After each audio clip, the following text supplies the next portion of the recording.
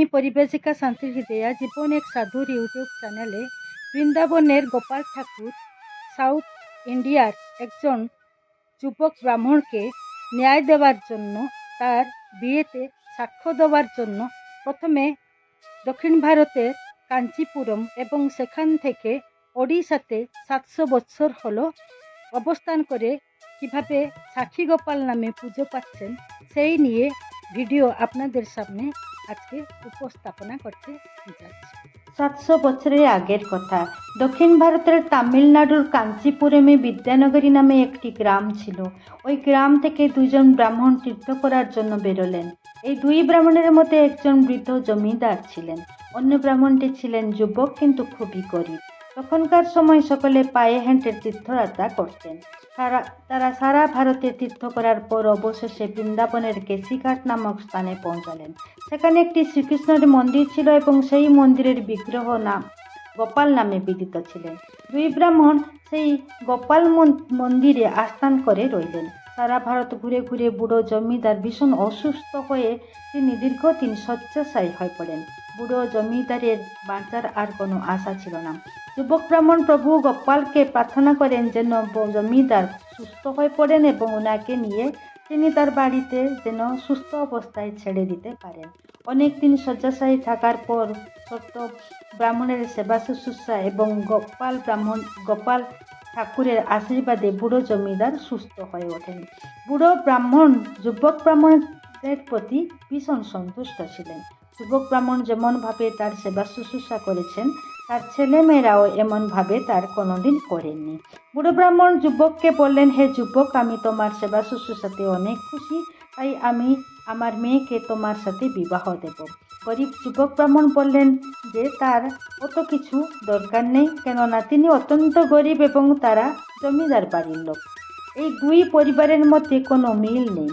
তিনি তার কর্তব্য কর্ম করেছেন। তিনি বুড়ো ব্রাহ্মণকে তার বাড়িতে নিয়ে ছেড়ে দিলে তার কাজ শেষ হবে। বুড়ো ব্রাহ্মণ বললেন, রাজা দত্ত ভূমি এবং পিতৃদত্ত কন্যা, আমি আমার মেয়েকে আমি যেখানে খুশি সেখানে বিয়ে দিতে পারি। এই বলে ওই গোপাল মন্দিরে গোপাল ঠাকুরের সামনে বুড়ো ব্রাহ্মণ হাতে জল ও তুলসী নিয়ে যুবকের হাতে অর্পণ করে শপথ করলেন যে তিনি তার মেয়েকে যুবকের হাতে সমর্পণ করবেন। তারপর তারা আবার হেঁটে হেঁটে নিজের বাড়িতে কিছু মাসের পর ফিরে এলেন। বাড়িতে ফিরে বুড়ো ব্রাহ্মণ তীর্থযাত্রার সময় তার অসুস্থতা, যুবক ব্রাহ্মণের সেবায় তার আরোগ্য লাভ এবং তিনি তার মেয়েকে যুবকের সাথে বিবাহ দেবার প্রতিজ্ঞা সমস্ত কথা বললেন। গরিব যুবকের সাথে মেয়ের বিবাহ কথা শুনে বাড়ির অন্য সদস্যরা কেউ সমর্থন করল না। তাতে বুড়ো জমিদার মহা সমস্যায় পড়লেন। তিনি বাড়ির লোকদের বললেন যে তিনি প্রতিজ্ঞা করেছেন যুবকের হাতে নিজের মেয়েকে সমর্পণ করবেন। বাড়ির লোকেরা জিজ্ঞাসা করল, একথা আর কেউ শোনেনি তো? বুড়ো জমিদার বললেন, না, সেখানে আর কেউ ছিল না, কিন্তু তিনি গোপাল ঠাকুরের সামনে প্রতিজ্ঞা করে বলেছেন। বুড়ো ব্রাহ্মণের ছেলেরা বলল, বাবা, তুমি সে প্রতিজ্ঞা ভুলে যাও।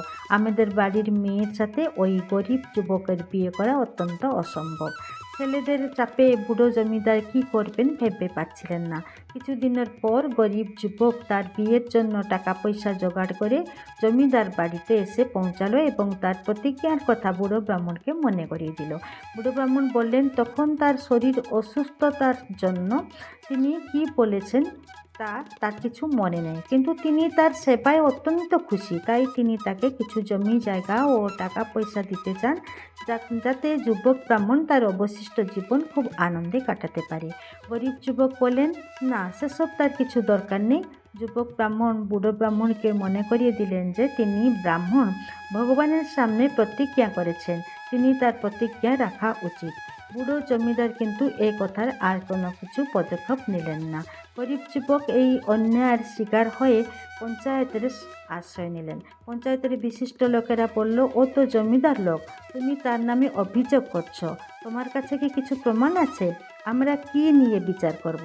যুবক বললেন, তার সাক্ষী হচ্ছেন বৃন্দাবনের গোপাল। পঞ্চায়েতের লোকরা বলল, আরে ওইটা কি একটা প্রমাণ যে বৃন্দাবনের গোপাল তোর জন্য সাক্ষ্য দিতে আসবেন এখানে? গরিব যুবক বললেন, যদি আমি সত্যিই ব্রাহ্মণ হয়ে থাকি এবং বুড়ো জমিদার যদি সত্যি প্রতিজ্ঞা করে থাকেন, তো আমি নিশ্চয়ই গোপাল ঠাকুরকে এখানে নিয়ে আসবো। গরিব যুবক দেখলেন এই পঞ্চায়েতের সদস্যদের নিয়ে আর কোনো কাজ হবে না, তাই তিনি কাঞ্চি রাজার কাছে অভিযোগ করলেন। কাঞ্চির রাজা সমস্ত কথা শুনে বললেন, ঠিক আছে, যদি তুমি গোপাল ঠাকুরকে এখানে নিয়ে আসো তাহলে আমি এই কথার বিচার করব এবং তোমার বিবাহ জমিদারের মেয়ের সাথে আমি নিশ্চয় করিয়ে দেব।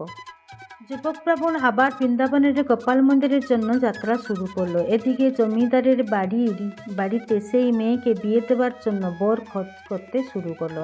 একথা শুনে রাজা বললেন যে তোমার মেয়ের নামে অভিযোগ আছে, তুমি ওই মেয়েকে এখন বিয়ে দিতে পারবে না যতদিন পর্যন্ত গরিব ব্রাহ্মণ বৃন্দাবন থেকে না ফিরছে।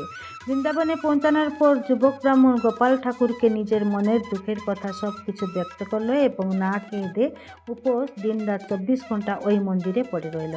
রাত্রে গোপাল ঠাকুর যুবককে স্বপ্নে বললেন, রে যুবক, তুই না খেয়ে দিয়ে নিজেকে এত কষ্ট দিচ্ছিস কিসের জন্য?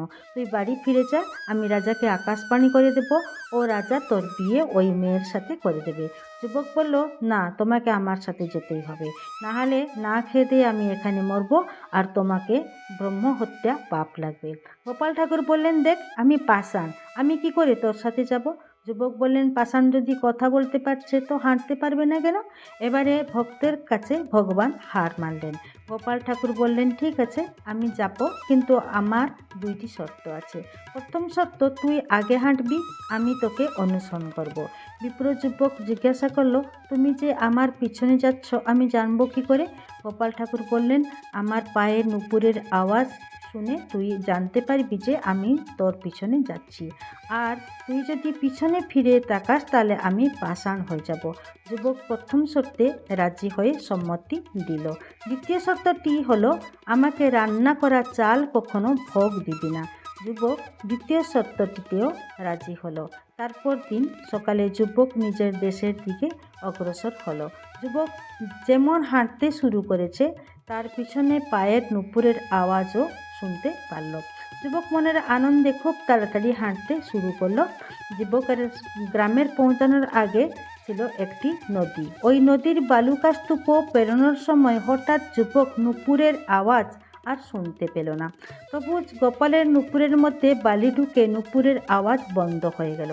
যুবকের মনে হলো ভগবান মনে হয় ফিরে গেলেন, তাই খুব আবেগে ও পিছনের দিকে ফিরে তাকালো। ও দেখতে পেল গোপাল ঠাকুর সেখানে পাষাণ হয়ে গেছেন। ওর দুঃখের সীমা রইল না। বিপ্র রাজবাড়িতে পৌঁছালো এবং রাজাকে সমস্ত কথা বলল। রাজা বিপ্রের কথা বিশ্বাস করলেন না। তিনি দরোয়ানকে নদীর ধারে পাঠালেন। দরোয়ান এসে দেখল মহাপ্রভু পাষাণ হয়ে দাঁড়িয়ে আছেন। সেই দিন রাত্রে মহাপ্রভু রাজাকে স্বপ্নে বললেন তাকে নিয়ে রাজবাড়িতে মন্দিরে স্থাপনা করতে এবং বিপ্রকে জমিদারের মেয়ের সাথে বিয়ে দিতে।